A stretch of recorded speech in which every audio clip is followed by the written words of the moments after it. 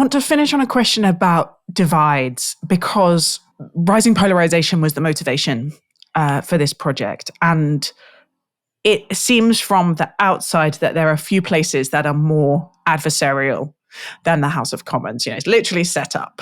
So you look at each other across the benches, and the sort of theatre of Prime Minister's questions, that's the sort of strangeness of the jeering and the slagging each other off.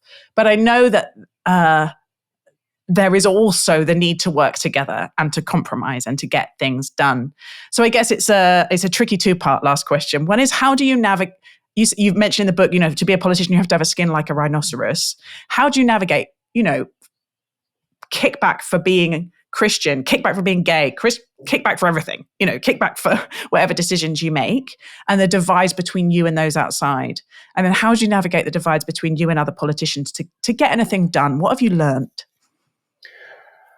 I guess the reassurance I can offer is it's not as bad as it looks. There's actually much more collegiate working and thinking in the House of Commons than people see on the television, partly because, as any TV producer will tell you, sort of getting everyone on Politics Live daily to kind of say, oh yeah, I really agree with that, let me build on that point, just doesn't make for as interesting TV as seeing ideas contested.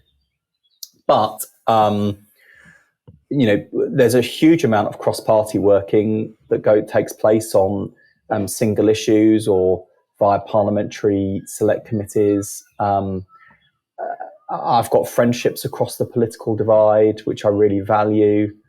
I think it's healthy that we listen to each other a bit more and we avoid impugning each other's motivations, which is why I was really keen to point out that, my political opponents in the Conservative Party, with some exceptions, because everyone's got their rotten apples, but most of them are there because they're motivated by public service and wanting to serve their country. I do think, though, as a society, because I think this is a bigger challenge beyond politics, it's not all about social media, but social media has brought out the worst in us. I think there's something about being able to have an argument with someone online that you don't have to, look at them face to face and meet them in the eyes and respond to their emotional reaction there and then.